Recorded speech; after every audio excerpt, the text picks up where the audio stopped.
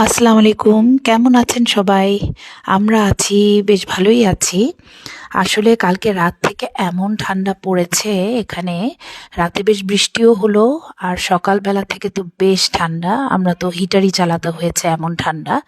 তো সকাল থেকেই মনে হচ্ছিল যে না, একটুখানি খিচুড়ি করব খিচুড়ি করব, কারণ ঢাকাতে যখনই বৃষ্টি হতো বা বেশি ঠান্ডা পড়তো, একদম বেশি করে ঝাল দিয়ে সোহানা খিচুড়ি রান্না করতো। আমরা সবাই খুব এনজয় করতাম, মাঝে মাঝে আমিও করতাম।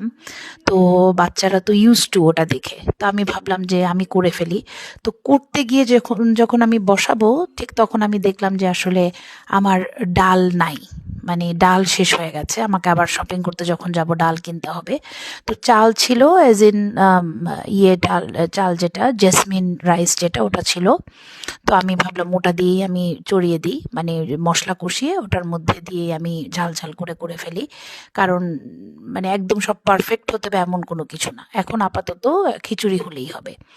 আর যেটা সত্যি কথা বলতে, এত ঠান্ডা আজকে, মানে ইচ্ছা করছিল না আবার যে মাংস বা মাছ এরকম কোনো কিছু ধুয়ে আবার রান্না করি।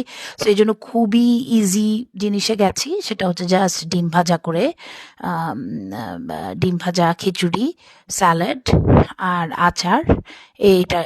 এটাতে জাস্ট এটা দিয়েই আর কি, মানে লোভটা মানে সারলাম। এই যে দুই ছেলের জন্য দুইটা ডিম ভাজা, একদম একটু মানে মচমচে করে ভাজা, একটু কড়া ভাজা, এটার মধ্যে পেঁয়াজ, কাঁচামরিচ, টমেটো দেওয়া। আর এই যে আমার ভুনা ভুনা ডাল ছাড়া খিচুড়ি হয়ে গেছে। মজাই হয়েছিল আসলে। তো ধোঁয়া ছাড়ছে একেবারে। আর সাথে আমি একটু আইস লেটুস আর একটু টমেটো, পেঁয়াজ, কাঁচামরিচ, ধনিয়া পাতা, এগুলো দিয়ে আমি একটুখানি স্যালাড করে নিয়েছিলাম, মানে বাংলাদেশি সালাদের মতো। আর একটু বড় একটা মরিচ দিয়ে, আর একটু আচার দিয়ে, আচার ছিল, আমি যে বাংলাদেশি শপে যখন গিয়েছিলাম তো তখন আচার কিনে আনছিলাম, ওটা ছিল আমার বাসায়।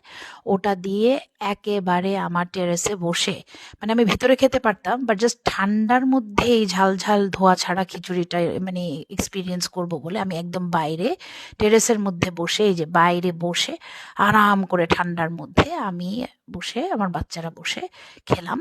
এটা ওদের প্লেট না, কারণ ওরা এত ঝাল খাবে না, ওরা আরো কম সালাড আর কম ঝাল নিল। তো এই আর কি। দোয়া করবেন সবাই। আসসালামু আলাইকুম।